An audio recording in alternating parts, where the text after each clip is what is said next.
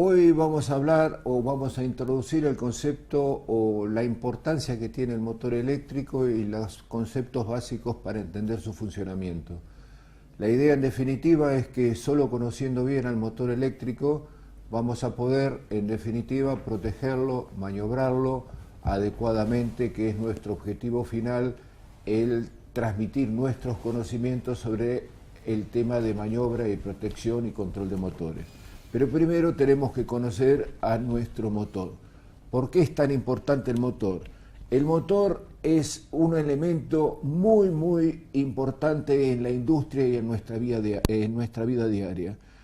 Prácticamente el 95% de los consumidores que existen por ahí, sacando algo que tenga que ver con iluminación y los electrodomésticos, tiene que ver con los motores, ya sean los motores para la transmisión, para el movimiento de materiales, para la ventilación, para la extracción de aire o algo por el estilo, pero siempre el motor está presente. Veamos cuáles son los distintos tipos de motores que existen. Primero, históricamente, hablamos de los motores de corriente continua, de los cuales existieron distintos tipos, serie, paralelo, compuesto, de excitación independiente. En el desarrollo de la industria, han desaparecido prácticamente los de derivación o compuestos y han quedado los motores serie, que prácticamente todos nosotros en nuestra casa lo tenemos en una licuadora, en una agujereadora, en cualquier máquina que requiere una elevadísima velocidad. Y después en la industria se aplica muchísimo el tema de la excitación independiente, porque de esta manera hay posibilidad de regular velocidad y potencia del motor. Serie es el más habitualmente utilizado en el ambiente doméstico y el excitación independiente es el más habitual utilizado en el ambiente industrial. Les llamará la atención que hablo de que el motor serie es un motor que utilizamos nosotros en nuestra casa, aunque yo diga que es de corriente continua. Lo que pasa que el motor serie se puede utilizar tanto en corriente continua como en corriente alterna, por eso lo conocemos con el nombre de motor universal. Es aquel conocido con las delgas, rotor bobinado, delgas y carbones y escobillas. Después evolucionamos y trabajamos con motores de corriente continua. Los motores de corriente continua básicamente pueden ser sincrónicos o asincrónicos. Sincrónicos es si giran exactamente a la velocidad que gira el campo magnético producido por la corriente alterna. Asincrónico es si tiene una pequeña diferencia. Los motores sincrónicos en la práctica hoy en día ya prácticamente no se utilizan, por eso hablemos de los asincrónicos. El más común, monofásico en el ambiente domiciliario. Cada heladera, cada lavarropa, cada bombeador, cada centrifugador tiene un motor de corriente alterna asincrónico monofásico con rotor en cortocircuito o con jaula de ardilla, en tanto que en los trifásicos ya existen dos modelos, el de rotor bobinado y el de rotor en cortocircuito. En la práctica, hoy en día, el de rotor bobinado, las ventajas que tiene pueden ser reemplazadas por el mismo motor en cortocircuito, que es mucho más simple en su construcción, y la ayuda de la electrónica. Por eso nos vamos a concentrar en el motor de rotor en cortocircuito, también llamado como con jaula de ardilla. Este motor es el más ampliamente distribuido en toda la industria y en todas las aplicaciones domiciliarias. Entonces nos vamos a concentrar, como dije, en entender cómo puede ser que un motor asincrónico, trifásico, con rotor en jaula de ardilla, funcione. Y para eso vamos a partir de lo más básico, desde lo más simple. Un conductor, cualquier conductor por el que circula una corriente eléctrica, que penetra por uno de sus extremos y sale por otro de sus extremos, alrededor de ese conductor se va a producir un campo magnético. Partimos de la base más simple para entender cómo en definitiva funciona el motor. Un poquito electrotecnia, electromagnetismo particularmente. Entonces, tenemos un conductor por el que circula una corriente, alrededor de él se produce un campo magnético.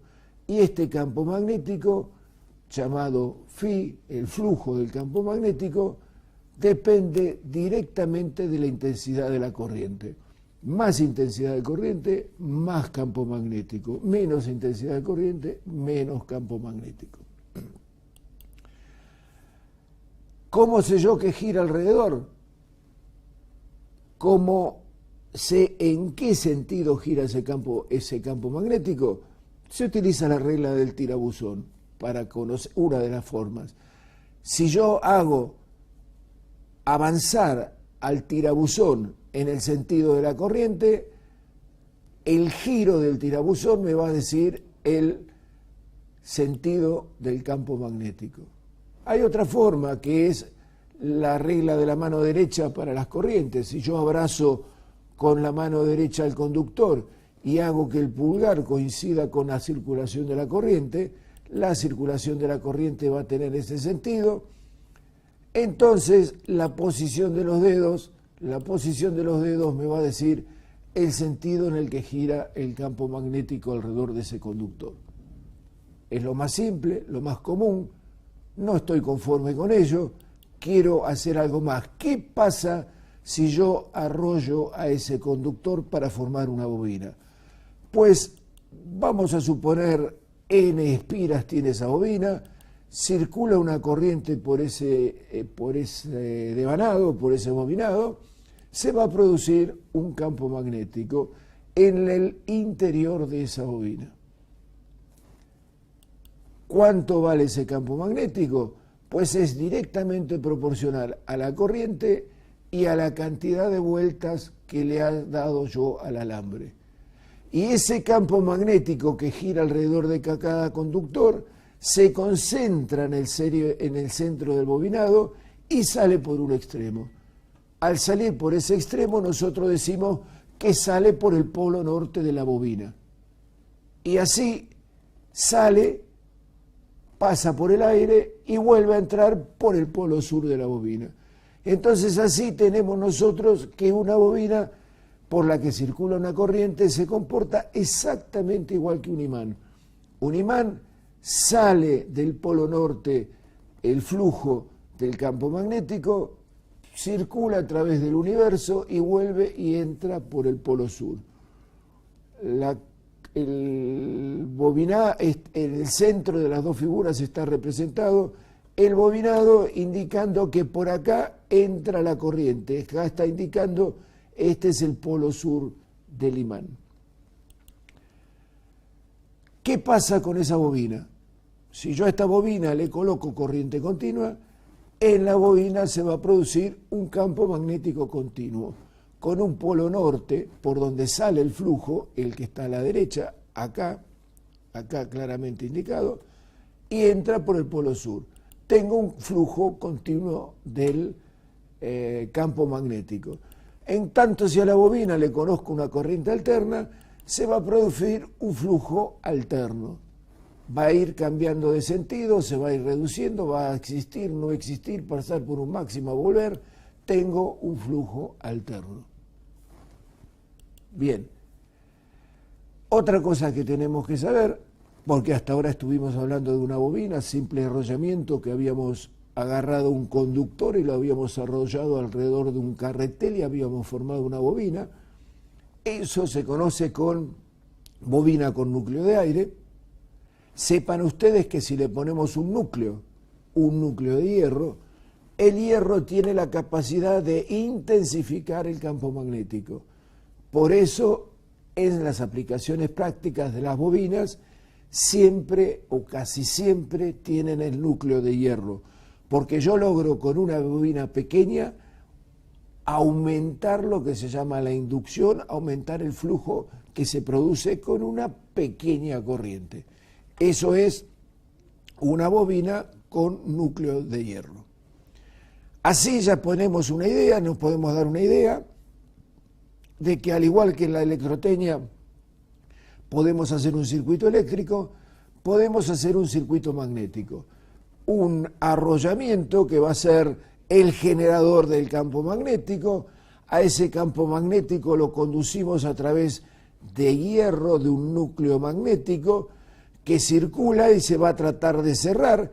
Como en este caso lo tenemos interrumpido, va a aparecer un polo norte, por el aire va a circular hacia el polo sur y se va a cerrar un circuito exactamente como si acá hubiera una pila, un cable y una lamparita. El circuito magnético se comporta de la misma manera. Tiene una particularidad. Parte del campo magnético tiene la capacidad de dispersarse. Yo antes les dije, sale del norte, del polo norte, circula por el universo y entra en el sur. Bueno, toda aquella parte de campo magnético que esté muy alejado del polo sur se va a dispersar. Pero eso tiene que ver con el rendimiento del conjunto, porque en una resistencia también tenemos pérdida de energía. Acá las pérdidas se producen en lo que se llama el campo disperso. Pero hay un flujo útil, que es el que a mí me interesa, que es el que a nosotros nos interesa. Si en ese flujo útil nosotros colocamos un conductor, en este caso estamos hablando de una bobina, por la que entra una corriente, entra una corriente por acá, circula y sale por acá. Circula una corriente, por un conductor por el que circula una corriente, si está sumergido en un campo magnético, se ejerce una fuerza que tiende a mover al conductor o a sacarlo de adentro del campo magnético. Eso responde a la conocida regla de la mano izquierda. Si los dedos tienen coincidencia con la circulación de la corriente, el campo magnético penetra en la palma, el dedo pulgar me va a indicar la fuerza sometida sobre el conductor. Volvamos para atrás. Si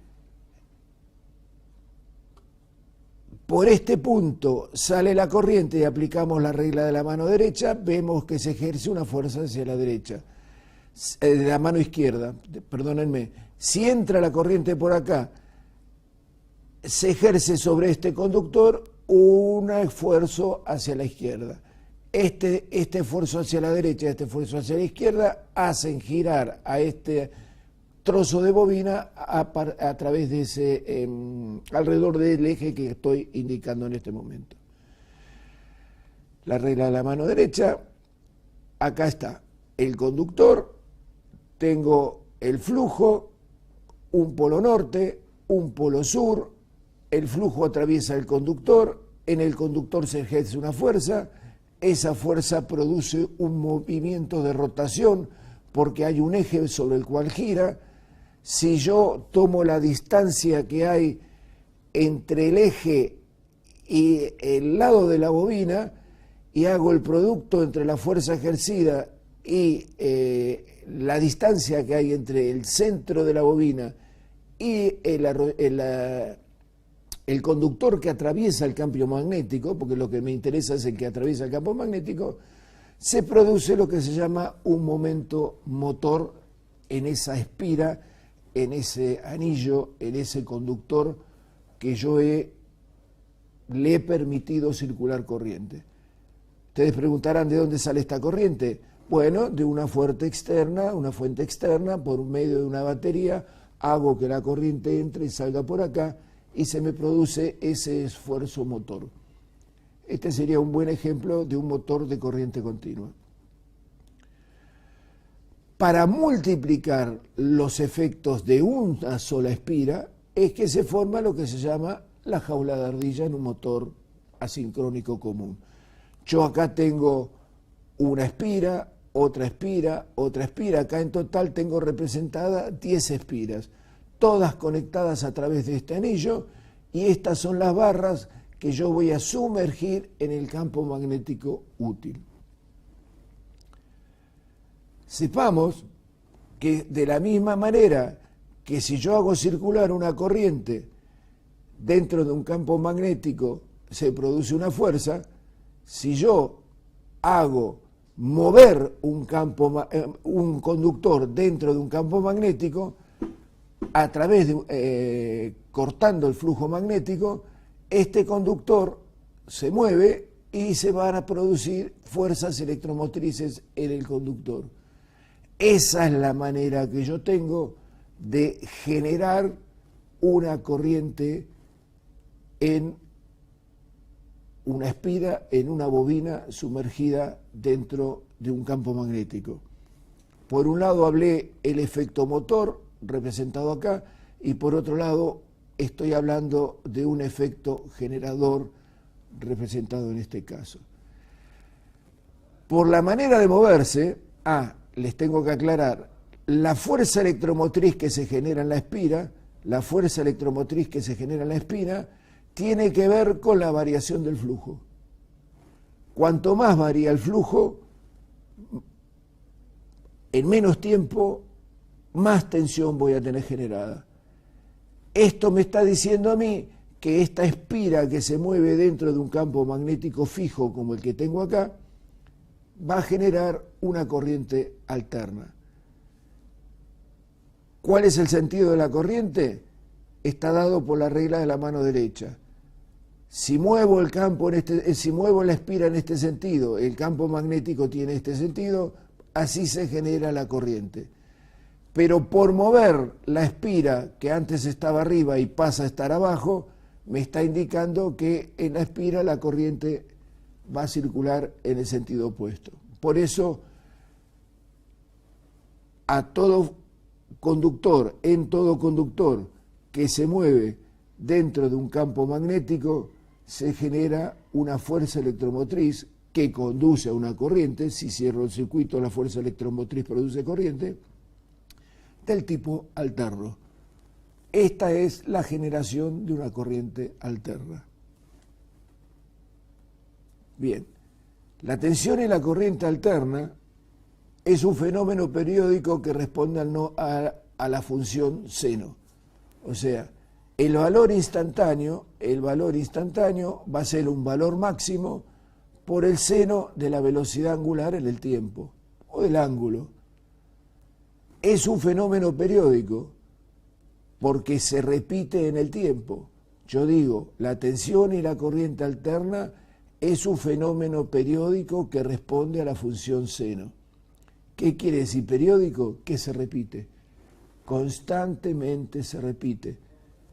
En nuestro sistema de redes que tenemos en la República Argentina, se repite cada 20 milisegundos, porque la frecuencia es de 50 Hz, cada 50 milisegundos se repite un ciclo. La función seno, o sinusoide, o senoide, tiene un valor máximo, es cuando llegamos al...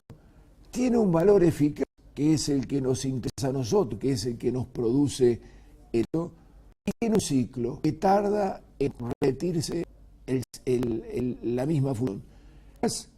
Es el valor de una corriente alterna capaz de producir el mismo efecto calórico que una corriente continua.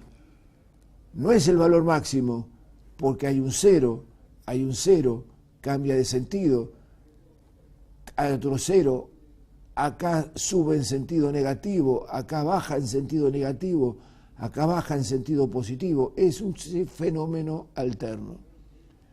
Período, que yo les estoy diciendo, es el tiempo que tarda un ciclo en repetirse, 20 milisegundos en nuestro país. Frecuencia es la cantidad de veces que un ciclo se repite en la unidad de tiempo. Como la unidad de tiempo es el segundo, la frecuencia es 50 ciclos por segundo. 50 ciclos por segundo se conoce con la palabra 50 Hz. Y fase, el ángulo de fase, el ángulo en el que se inicia el fenómeno. Desde el momento en que yo miro hasta que el fenómeno inicia un ciclo constante. En este caso, en esta que yo acá estoy mostrando, el ángulo de fase es igual a 0. Pero en este caso, el ángulo de fase es de 120 segundos, 120 grados, que tarda 120 grados en pasar por cero e iniciarse. Estos 120 grados eléctricos es el ángulo de fase de esa corriente alterna. Bien, esto es una corriente alterna, esto es otra corriente alterna. Hay un solo ángulo de fase, eso es un buen de una corriente alterna monofásica. Podríamos hablar de una tensión alterna monofásica. En tanto que un sistema trifásico es un sistema que está producido por tres corrientes alternas. Fíjense en que acá que pasa por un máximo acá hay una que pasa por un máximo acá y una que pasa por un máximo acá. ¿Qué particularidad tienen? Bueno, que las tres tienen exactamente la misma amplitud, significa el mismo valor máximo, la misma frecuencia, que una de ellas arranca en el ángulo 0, la otra arranca en el ángulo 120, la otra arranca en el ángulo 180. O sea, es un sistema de tres corrientes alternas de la misma, con la misma frecuencia, desfasadas 120 grados en el. ¿Cómo se esto? Muy fácil, haciendo que un imán gire en tres bobinas que mecánicamente están desplazadas 120 grados. Pero también le dije que lo importante para la generación de tensión es cómo varía el campo magnético. Así que es indistinto que el campo magnético esté fijo y se mueva la bobina, o que las bobinas estén fijas y se mueva el campo magnético. Entonces, esta es la manera de generar un sistema trifásico de corriente alterna. Va a haber una bobina 1 que genera la fase 1, acá representada en marrón. Va a haber una bobina 2 desplazada a 120 grados que genera desplazada a 120 grados que genera una segunda fase acá dibujada en negro. Y hay una tercera bobina que genera la fase 3 que acá está apareciendo por acá y haciendo este ángulo, y como ustedes ven pasa por los 240 grados. Una cosa que les tengo que llamar la atención, característica de la corriente alterna trifásica de un sistema alterno trifásico. En todo momento la suma de las tres tensiones o de las tres corrientes es igual a 0. Y 1 más y 2 más y 3 es siempre 0. Fíjense, cuando la fase 1 está en 0, la fase 2 pasa por un determinado valor negativo, la fase 3 pasa por el mismo valor positivo. 30 grados más tarde, la fase 2 pasa por el máximo, pero 1 y 2 están máximo negativo, pero 1 y 2 están pasando por la mitad del positivo. 1 menos 1 más 0,5 más 0,5 es igual a 0. En cada momento es igual a 0. Con esto podemos formar un sistema de distribución de energía trifásico. Un generador, conecto un conductor a la fase 1, otro conductor a la fase 2, otro conductor a la fase 3, uno estos tres conductores a uno común al que llamo neutro, porque me conviene lo pongo a tierra, porque así estoy seguro que cada una de estas tres fases tienen el potencial que genera. Si yo no lo pongo a tierra, eso se llamaría una red flotante y es contraproducente. Y acá tenemos el sistema al que vamos a conectar el motor. Esto fue a modo de preintroducción, hablar algo de electromagnetismo, algo de fuerzas, algo de sistemas de corriente alterna, corriente trifásica, hasta que llegamos al sistema de distribución trifásico.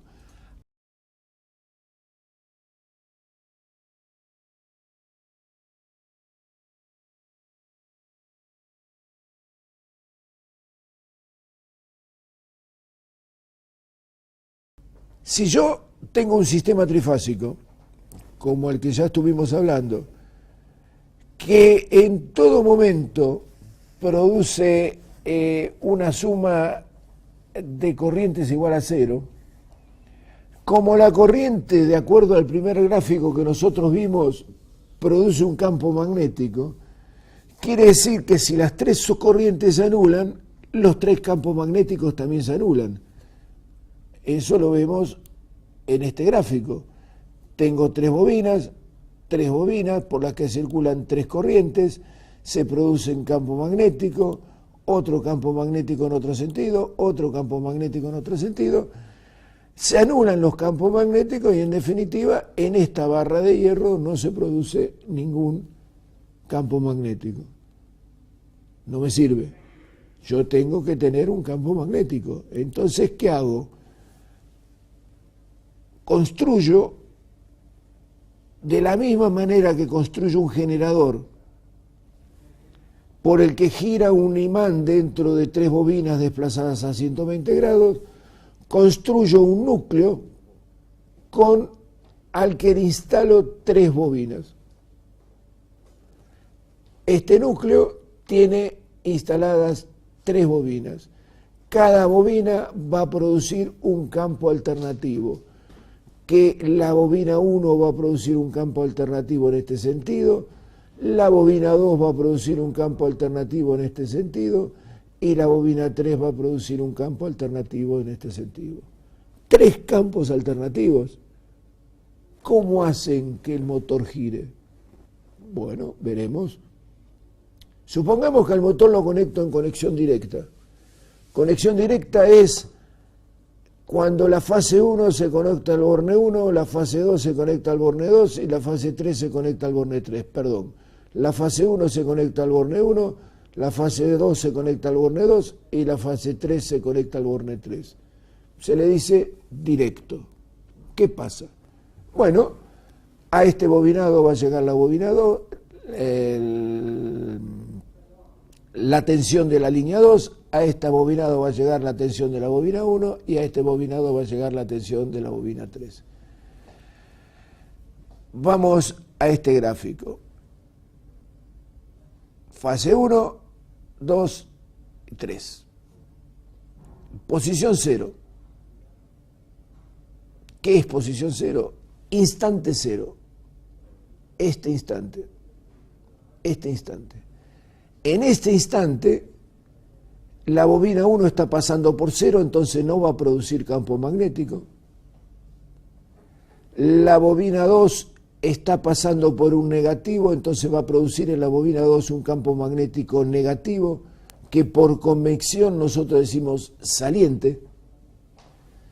Y en la bobina 3 se va a producir un campo magnético igual que este,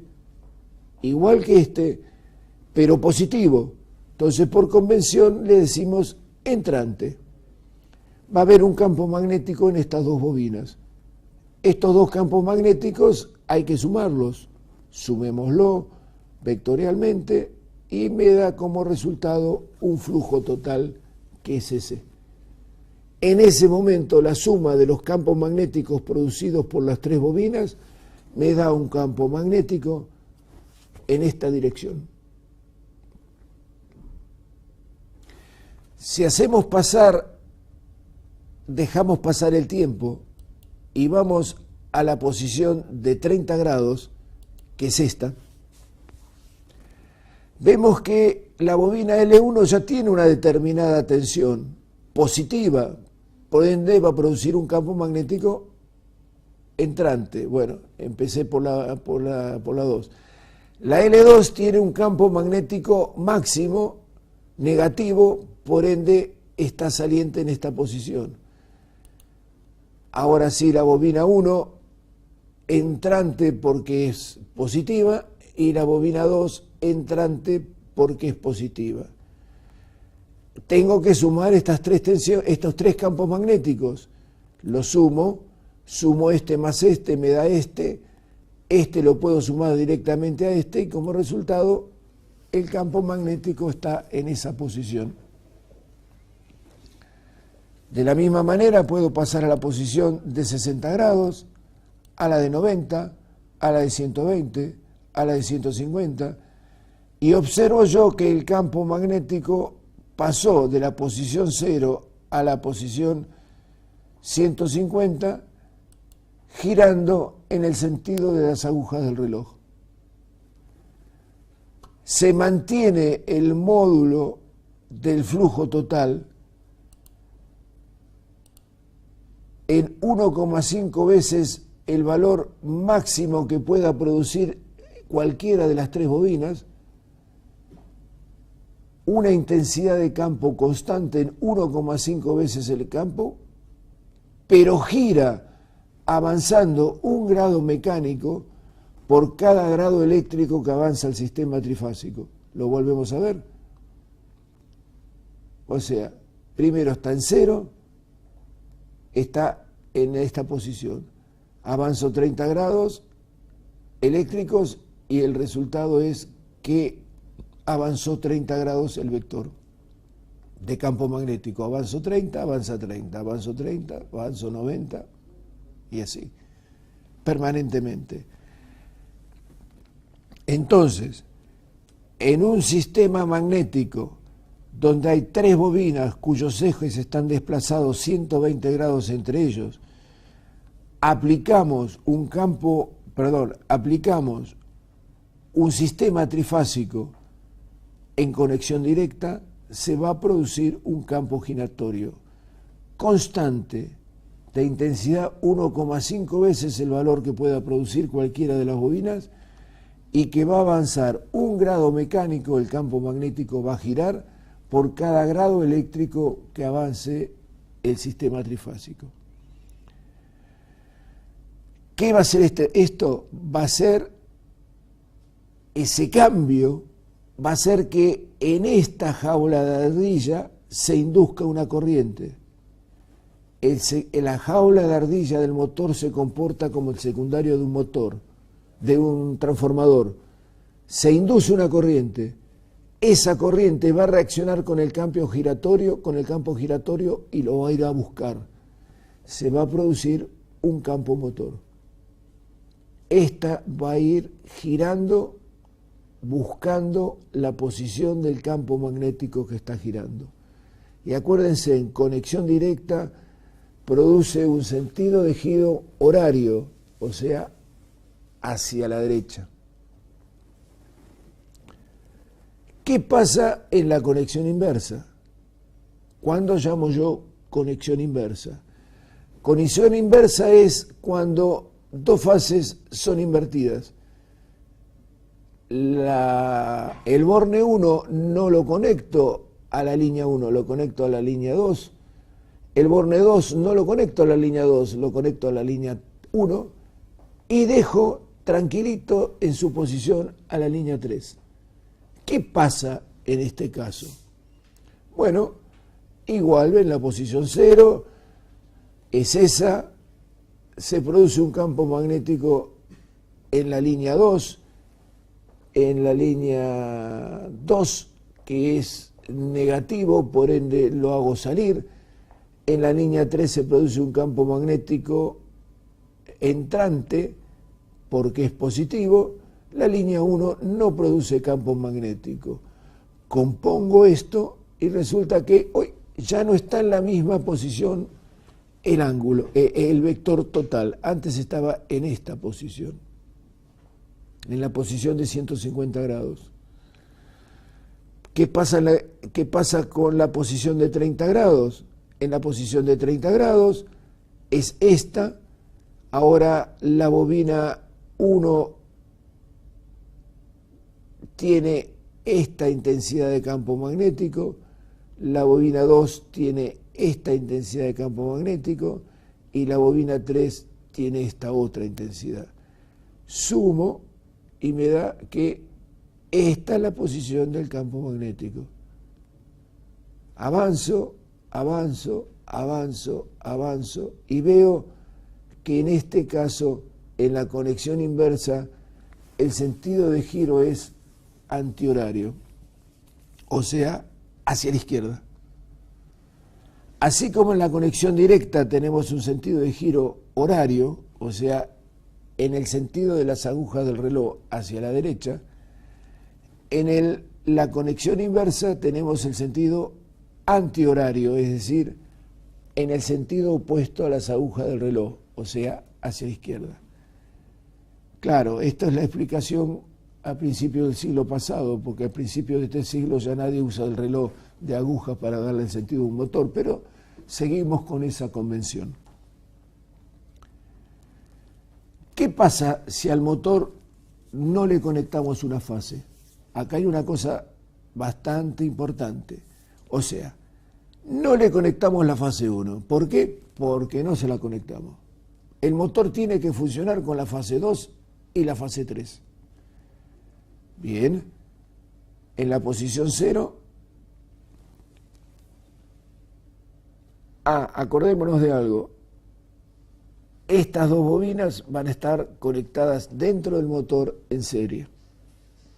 Entonces, en la posición de 0 grado, se va a aplicar entre la fase 2 y la fase 3 la tensión que hay entre la fase 2 y la fase 3. Esta tensión que hay entre estas dos fases es esta. Y esta tensión va a estar conectada en serie entre la fase 2 y la fase 3 y va a producir este campo magnético. Acá saliente, acá entrante, y el campo magnético va a estar ahí. Vamos a la posición 30 grados, perdón. En este caso, la diferencia de potencial es esta. No se ve muy claro, pero es levemente más chica la anterior, porque esto es 0,86 más 0,86 sería 1,72 y acá es 1 más 5 es 1,50. Es levemente más chica, que va a producir campos magnéticos más chicos y que va a producir como resultado un campo magnético más chico. Vamos a la posición de 60 grados. La diferencia de potencial es esta. Solo 0,8. Los campos magnéticos son más chicos. La suma produce una corriente más chica. ¿Qué pasa en la posición de 90 grados? En la posición de 90 grados resulta que las dos tensiones se cruzan. Si las dos tensiones se cruzan, no hay diferencia de potencial entre la fase 1 y la fase 2. Entonces no hay diferencia de potencial, entonces no va a haber campo magnético. El campo magnético se fue reduciendo y llegamos a un punto en que no tenemos campo magnético. Si seguimos avanzando, empieza a aparecer, pero ya lo que antes era 3 menos 2, ahora 3 menos 2 tiene el sentido opuesto. Estamos en el sentido opuesto y así tenemos un campo magnético que va alternándose en su intensidad. Pero fíjense en lo más importante de todo, no cambia la dirección, siempre cambia de intensidad, pero no cambia de dirección. Ante la falta de una fase, el campo magnético pasa a ser alternativo en una posición definida del núcleo. En charlas posteriores vamos a ver cómo afecta esto. Pero lo que tenemos que tener en cuenta es que con la falta de una fase, el motor asincrónico trifásico se comporta como uno monofásico. No tiene momento o par de arranque, y eso significa que si la falla se produce cuando el motor está detenido, el motor es incapaz de arrancar. Sin embargo, si se produce cuando el motor en marcha, este sigue girando. Es como un motor monofásico al que para arrancar le ponemos una bobina de arranque, arranca porque tenemos la bobina de arranque, pero cuando sacamos la bobina de arranque, él sigue trabajando con una sola bobina. Bueno, acá es exactamente lo mismo. Si el motor está en servicio, sigue girando. Si el motor está detenido, es incapaz de arrancar. Dos problemas distintos, dos cosas distintas a tener en cuenta. Bueno, en principio este era el tema que yo quería tratar como introducción a los motores. ¿Qué quedo abierto a cualquier pregunta de toda la charla que les interese mencionarlo, darme y despedirme. Pero quedo abierto a cualquier consulta que ustedes tengan.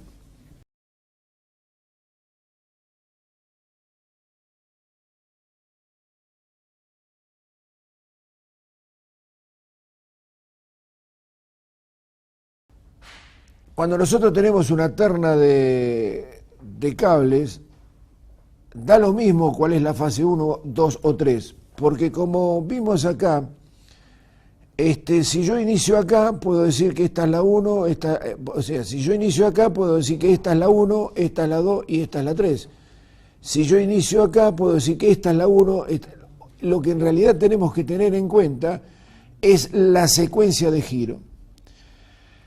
Cualquier proveedora, las proveedoras normalmente, si en el viejo cableado que se veía, se cableaba de la línea de edificación hacia afuera, fase 1, 2 y 3, antiguamente llamada RST.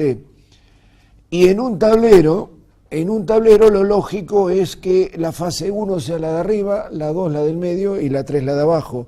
L1, L2, L3, o como antiguamente era RST. O verticales, si las barras están verticales, L1, L2, L3. Pero en el momento que ustedes levanten el cable del suelo, si es un cable como el preensamblado, que no tienen ni idea cuál es la primera fase, ustedes eligen cuál es la primera fase y lo que tendrán que conseguir es un secuencímetro o un pequeño motor trifásico, conectarlo de tal manera que gire hacia la derecha. Y ahí ustedes determinan cuál es la secuencia de fase directa, L1, L2, L3.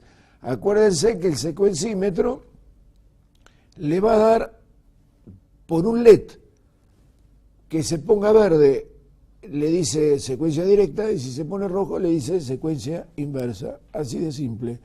Ustedes eligen cualquiera y el punto inicial que yo le estoy diciendo acá, que se está mostrando en esta gráfica, pues depende de la casuística, la casualidad, en qué momento el motor es conectado o en qué momento el interruptor es conectado.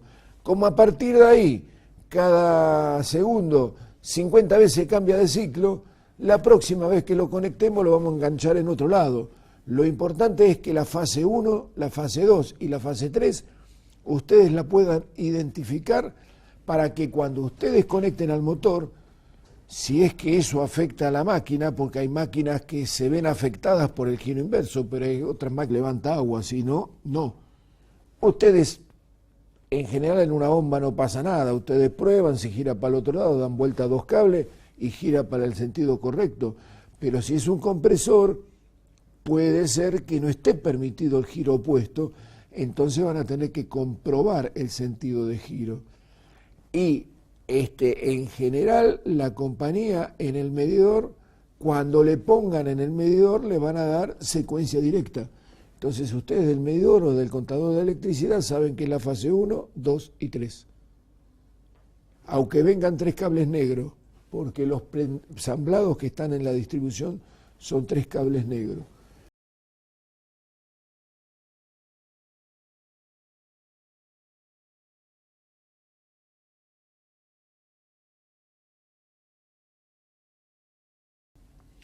Como yo les dije antes, si falta una fase, el motor, si tiene que arrancar, no va a arrancar.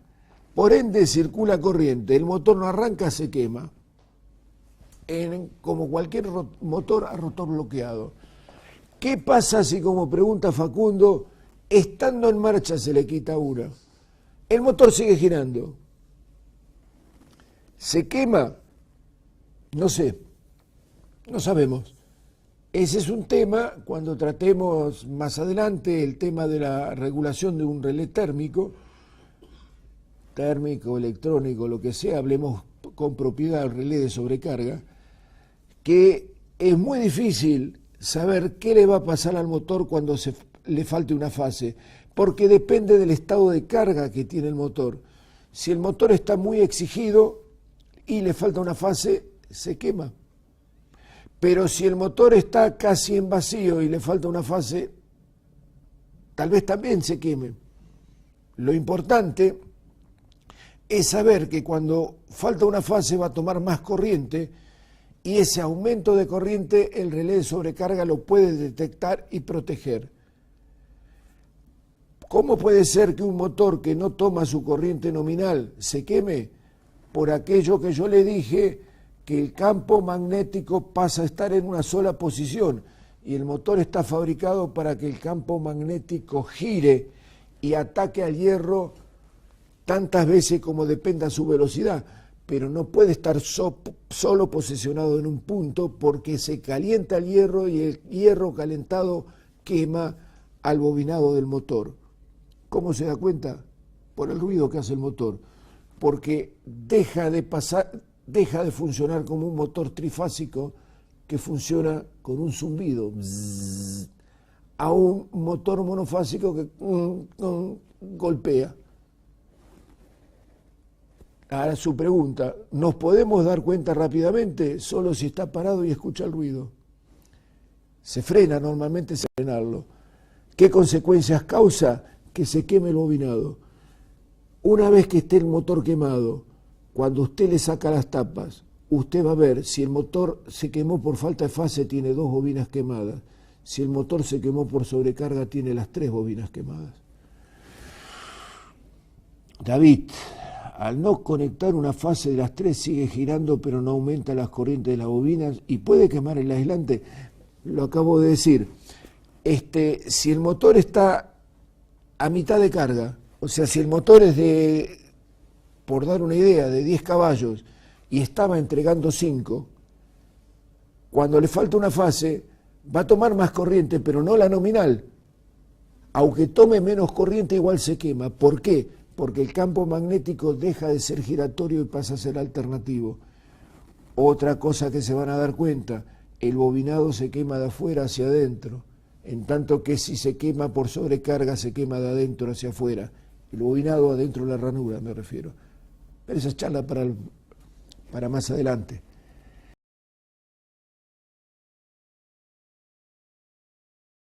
Este fue nuestro encuentro de hoy, breve, tal vez muy simple. Nuestro objetivo para nuestro próximo encuentro es hablar de motores sincrónicos básicos de funcionamiento, sino la teoría que hoy vimos, cómo prácticamente eso se convierte en un fierro. Cobre, la forma de los bobinados, cómo se conectan los bobinados, por qué la jaula de ardilla es de aluminio y no es de hierro, los rodamientos, posición de montaje, o sea, el motor como hecho real.